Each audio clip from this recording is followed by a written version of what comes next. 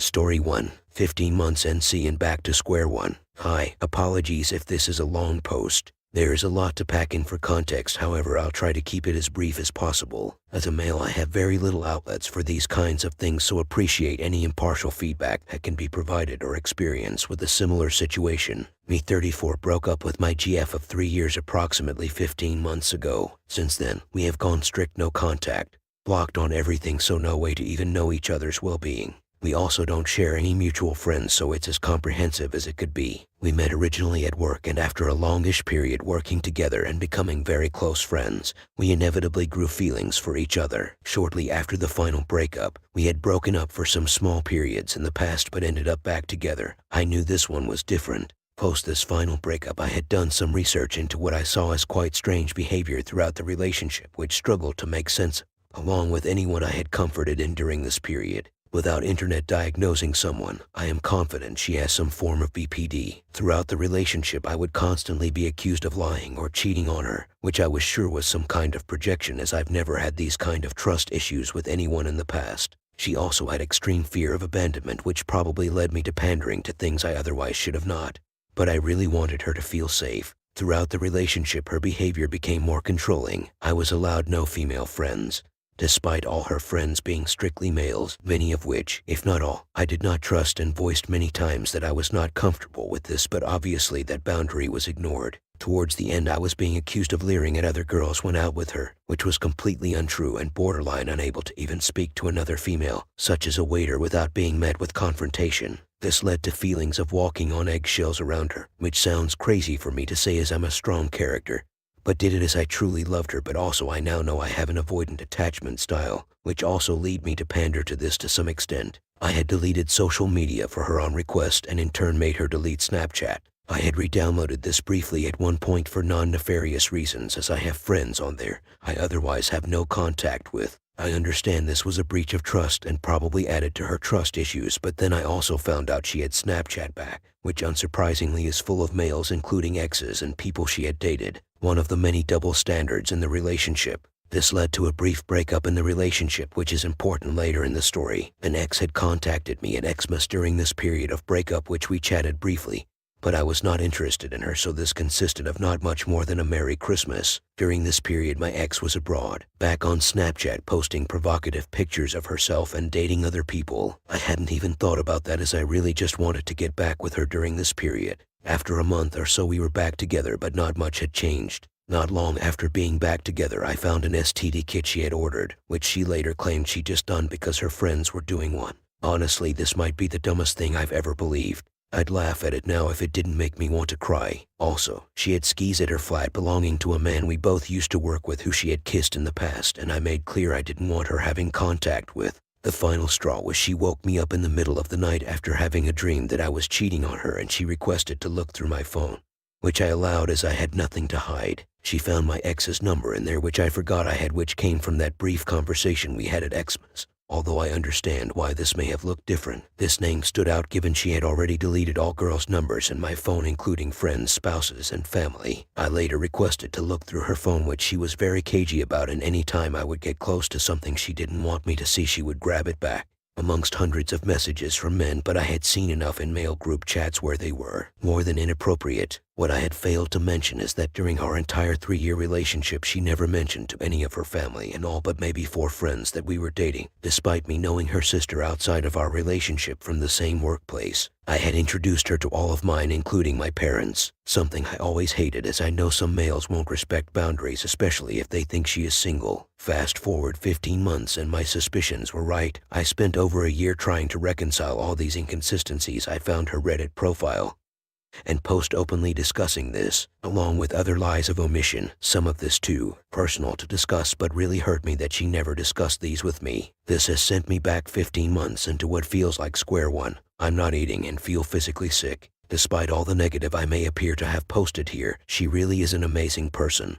Beautiful, kind, caring, intelligent, and funny. I still have strong feelings for her despite the above and all this time in no contact. I thought after all this time that would fade, but it hasn't. She might be the most unique person I've ever met, and many of the happiest moments of my life she is directly responsible for, and I can't help but feel life would be better with her in it, even just as a friendship. Are we too toxic for each other to be in our lives? But I feel responsible for her well-being, and I still worry about her daily. The level of no contact we have feels more like mourning a death than a breakup. But maybe I am being selfish, and this is what she needs to heal. It feels to me like if you could talk to a loved one who had passed one last time, would you? There are two sides to every story, and the truth is usually somewhere in the middle. But this is mine. I'd like to know your thoughts on whether breaking no contact is a good or healthy idea given the context, and if not, any ideas of the best route psychologically for me forward. I'm not sure time will change much. Reader comment, man, have some self-respect. I'm saying this from a place of caring, I promise. Everyone's situation is different. But this woman has shown you time and time again that you aren't her priority. Oh, I'm sure every once in a blue moon you feel it. That's what keeps you holding on. Maybe she does love me. If I only try to be a better man, she'll finally realize what she has. No.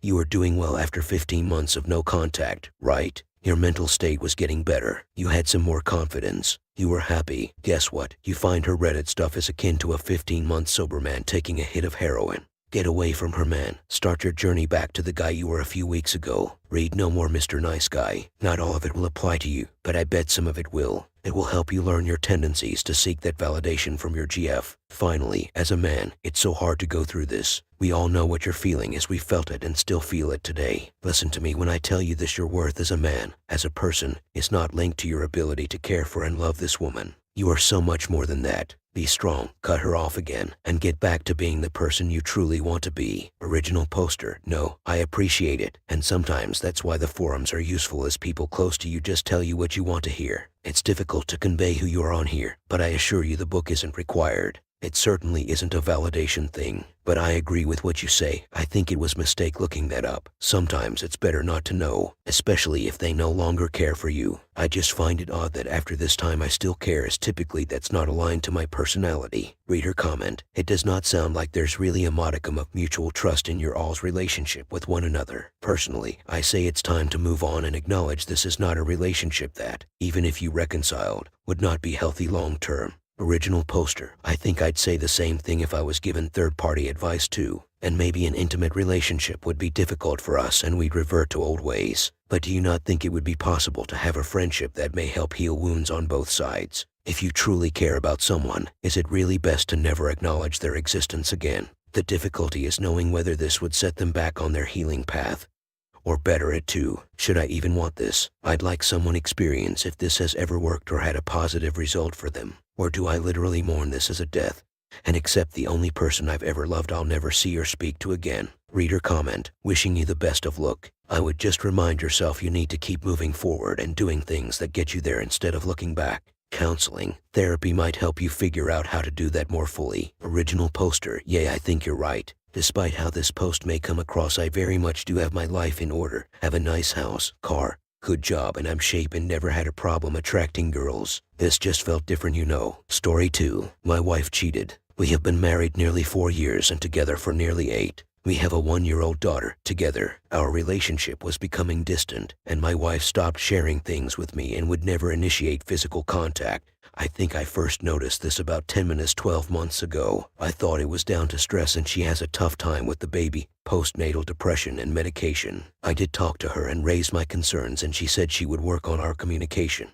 It got fractionally better for a while, and got worse again. At this point I felt I didn't have anyone to go to other than my wife, and I didn't discuss it with anyone else at all. I brought it up again, however this time it was in more of an argument, and it ended the same as before. I had noticed that my wife was becoming more absent and detached from the relationship, and I asked her if she still wanted to be in it, and she said she loved me and did want to remain. In our discussions and arguments, she stonewalled me. This had been the case for a while. In the past month or so I have had niggling feelings that something might have been going on.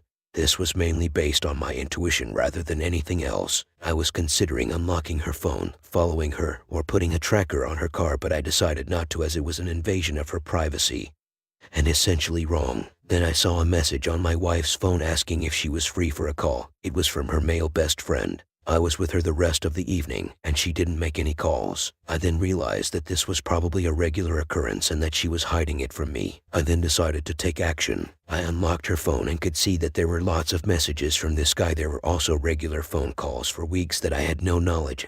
I didn't have time to read them really, but I knew something was up. I then took her phone and copied the messages and sent to myself so I could check them in detail. I felt really guilty with this, and it took me a few attempts before I could actually go through with it as I felt like it was wrong. The messages were clearly very flirty, and it was a clear emotional affair.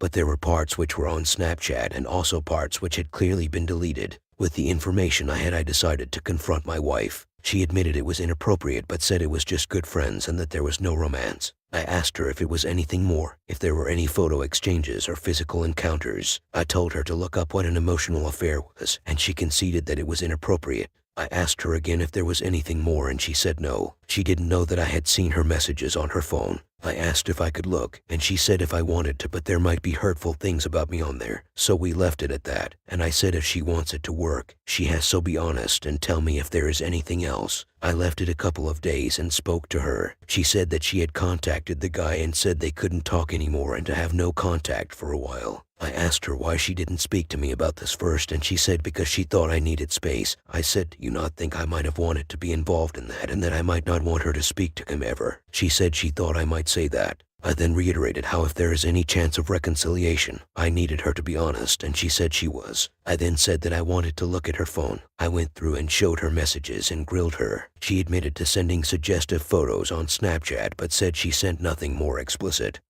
and that there had been no physical sexual contact. I then showed her more messages and grilled her more, and she admitted to having sex with this man. She said it was just once. I asked her to be honest and she said she was. I then showed her more messages on her own phone and she admitted to sending explicit pictures and to touching herself on Snapchat with him. She still said she only met him for sex once. After some more interrogation, she admitted to a second time and that they had planned to another time, but he got too drunk. The most recent time they had sex was very recently, and my wife assured me that she had used a condom. However, before this we also found out that we were pregnant. I say we. The condition date according to the pregnancy test puts the conception near to the date she had sex with this guy. I obviously have found this very difficult, and so had she. It's probably worse for her at the moment. I'm currently handling it quite well considering. I am not sure what the future holds, and I have no idea how to manage it. We are going to speak with a professional, and I have had thoughts about getting a paternity test for my existing daughter, who I love with all my heart, and I hate myself for even considering taking this action. I also have considered a prenatal paternity test, although whatever the result I would still intend to support my wife, as I don't want any risk or negative effect to come to my daughter. This is making me feel very anxious at potentially wasting a year or so of my life.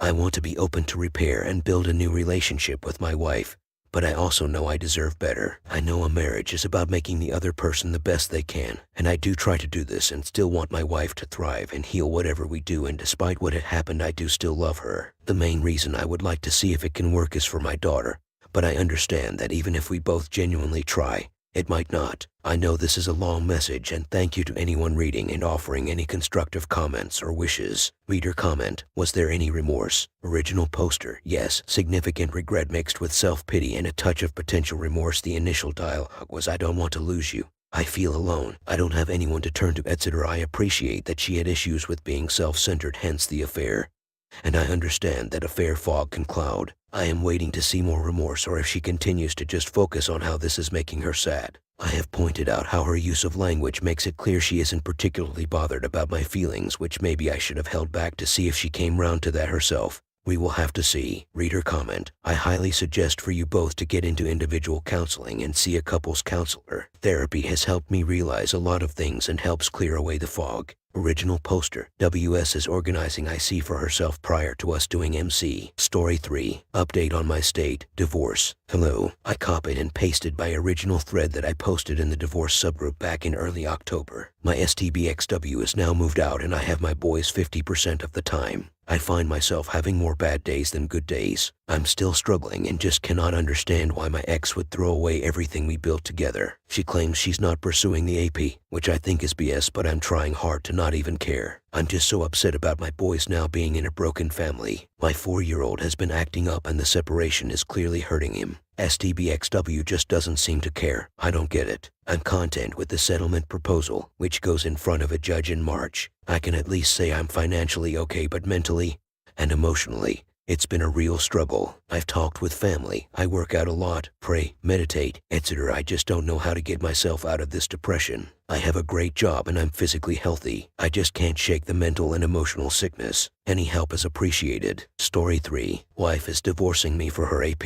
My wife is divorcing me for her affair partner. She cheated on me with him while on a work trip 2 weeks ago. Even before the trip, I was concerned about her going on it since she's been acting very odd. She told me I had nothing to worry about, of course. Before her trip, she told me she was depressed but said I don't know when I asked her what she was depressed about. I pressed her for weeks before the trip and she wouldn't tell me anything was wrong. Then the work trip happens. After confronting her, she didn't show nearly as much remorse as I would expect. She told me she needed time to think about us and what she wants. Big red flag. I told her I still wanted to work on the marriage for our kids. She told me there's nothing to work on in our marriage, since she never loved me emotionally, ever doesn't find me attractive, and could not list any good memories we've had shared with each other in the 15 years we've been together. We started dating when she was 17 and have been married for 10 years. I asked her why she begged me to marry her in the first place, and she told me she didn't want to be lonely. Now she's monkey branching to the AP and telling me it's important I don't hate him. What? Of course, I'm not going to be okay with another man raising my children 50% of the time,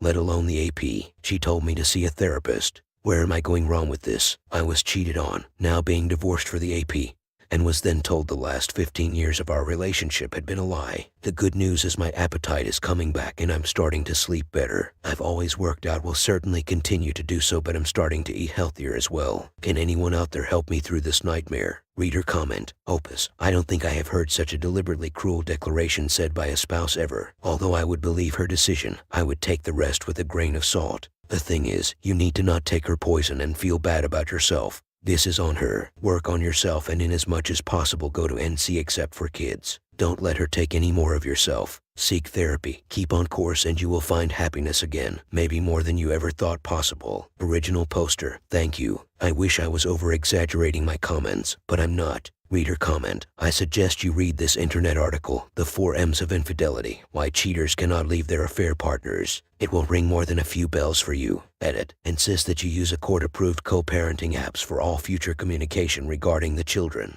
They work and are really good at preserving boundaries with an ex while co-parenting. Typical WW rewriting Marshall history to fit a narrative and justify her lack of morals. If you haven't done so, expose her to all family and friends. Have your lawyer draft a clause in your divorce outlining a frame for introducing AP or OM to your children. Go NC and get a parenting